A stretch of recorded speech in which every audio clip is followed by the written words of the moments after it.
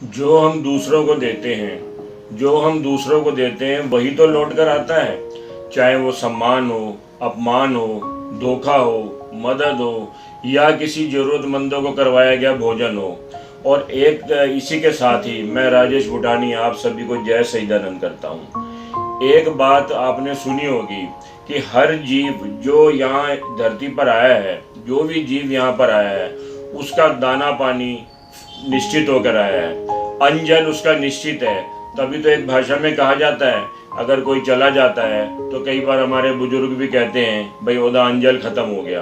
अंजल खत्म हो गया का मतलब उसका अन्न और जल जो परमात्मा ने एक निश्चित करके भेजा है वो जब समाप्त हो जाता है तो जीव यहाँ से चला जाता है।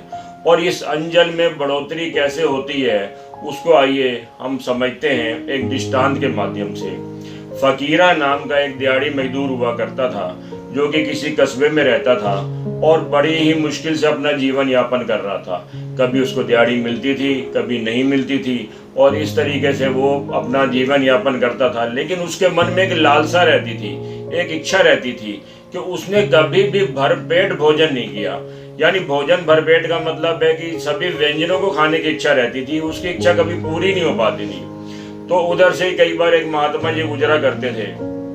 अगली बार जब वो महात्मा जी उधर से गुजरे तो फकीरा उनके पास गया, उनके चरणों में गुहार लगाई, महात्मा जी मैंने सुना है हर जीव अपना अंजल पूरा लेकर आता है, आप परमात्मा से प्रार्थना करें, आपकी तो परमात्मा सुनते हैं कि मेरे जीवन का जो भी अंजल बाकी है वो मुझे एक बार में दे दें ताकि मैं अपनी इच्छा पूरी कर सकूं। जो मेरे मन में लालसा है, मैं कभी भी भरपेट भोजन नहीं खा कर पाता। महात्मा जी बहुत ही ज्यादा उनके भावुक हो गए। महात्मा जी ने कहा हरी इच्छा मैं प्रार्थना लगाऊंगा। महात्मा जी ने जब शाम को ध्यान में बैठे उन्होंने देवी अन्नपूर्णा से प्रार्थना की, हे माँ ये जो फकीरा है ये भरपेट भोजन के लिए प्रार्थना लगा रहा है। माँ ने समझाया कि इसके जीवन का जो भी अंजल बाकी है इसको थोड़ा थोड़ा करके दिया जा रहा है ताकि ये पूरा अंजल अपना जीवन यापन हो सके इसका। महात्मा जी ने कहा देवी प्रार्थना है कि आप इसके जीवन का जो भी अंजल है वो एक ही बार इसको दे दें ताकि ये अपनी लालसा इच्छा पूरी कर सके, आगे हरी इच्छा। देवी अन्नपूर्णा ने, कहते हैं ना संतों की बात प्रभु भी सुनते हैं, देवी अन्नपूर्णा ने कहा ठीक है जो आपकी इच्छा। और अगले ही दिन फकीरे के घर पर बहुत बड़ा थाल भोजन का सज के चला गया जिसमें विभिन्न प्रकार के भोजन थे। उसके अंदर हलवा, पूड़ी, मालपुआ, हर तरह के जो जो थोड़ा थोड़ा उसका बाकी था वो सारा भेज दिया गया। फकीरा पहले तो बहुत देर तक उस थाल को देखता रहा, देखते ही देखते उसकी आधी इच्छा तो वैसी पूरी हो गई। उसके बाद उसने उसमें से निकाल करके एक थाली लाया और उसमें से कुछ भोजन निकाल करके अपना भरपेट खाया। भरपेट खा करके वो सो गया। शाम को फिर उसकी इच्छा जागी, फिर उसने उसमें से कुछ भोजन लिया और फिर जो जो व्यंजन उसने नहीं खाए थे वो सारे व्यंजन खाए। और फिर उसके मन में एक बात आई कि ये कल तक ये भोजन खराब हो जाएगा, ये बेकार हो जाएगा और लेकिन मेरा भी अंजल आज समाप्त हो चुका है जो मैं कर चुका हूँ, अब मैं इसमें से और कुछ नहीं कर सकता।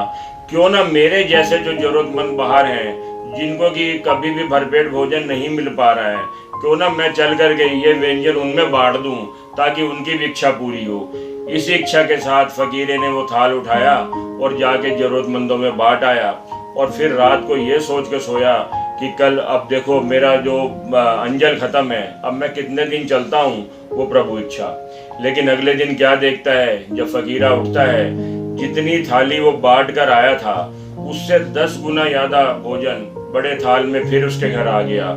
फकीरे ने फिर उसमें से भोजन लिया अपने जरूरत का और उसके बाद उसने शाम का भी इंतजार नहीं किया और वो भोजन तुरंत जा करके जरूरतमंदों में फिर बांट दिया और बांट के अपने काम पे चला गया। शाम को आया, भरपेट था, सो गया। जब अगले दिन सुबह उठता है फिर क्या देखता है, अगले दिन जितना भोजन वो बांट के आया था उसका 10 गुना भोजन फिर आ गया है। तो ये क्रम निरंतर दोहराता गया और उसके बाद वो दिन दूर नहीं था जब उसके दरवाजे पर पंगत लगनी शुरू हो गई और दरवाजे पर लंगर लगने लग गए और लोग पंगत में आते और फकीरा रोज भोजन का जितना जरूरत होती रख लेता और बाकी का पंगत को बांटता जा रहा था। तो एक दिन ये खबर जब महात्मा जी तक पहुंची तो महात्मा जी ने सोचा कि भाई ये हुआ क्या है।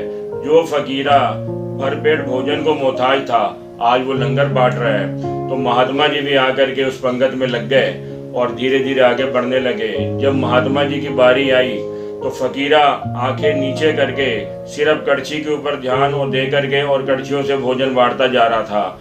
महात्मा जी जब उसके पास आए तो फकीरे ने महात्मा जी की थाली में भी भोजन डाला। तो महात्मा जी ने कहा, फकीरे नजर ऊपर कर, मैं महात्मा। फकीरे ने कहा, महात्मा जी मैं तो आपके चरणों से पहचान लिया, लेकिन मैंने अगर नजर ऊपर कर दी तो इस कड़छी में भेदभाव हो जाएगा, मैं इसीलिए नजर नीचे करके भोजन बरता रहा हूँ। महात्मा जी बड़े गदगद हुए, उन्होंने फकीरे को बहुत आशीर्वाद दिया और दे करके चले गए।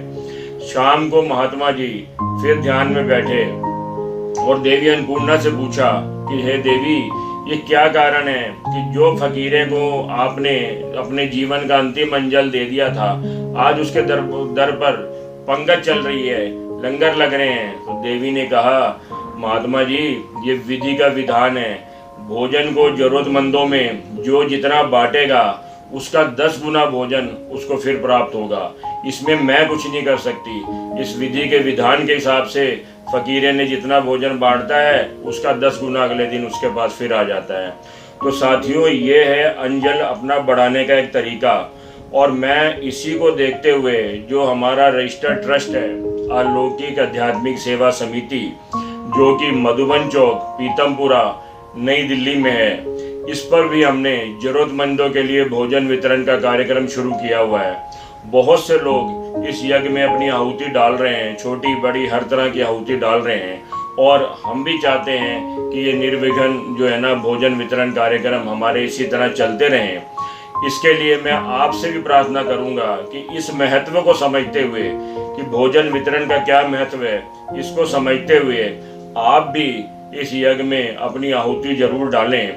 और अगर आपके परिवार में किसी का जन्म दिवस है या आपके परिवार का कोई प्रिय सदस्य आपको छोड़ के जा चुका है और उसकी बरसी है, तो भी उस निश्चित तिथि पर आप हमसे संपर्क करके आप भंडारा जरूरतमंदों के लिए वहाँ करवा सकते हैं। और इसके लिए संपर्क के लिए और सहायता के लिए फ़ोन नंबर और हमारे बैंक अकाउंट नंबर दिए गए हैं।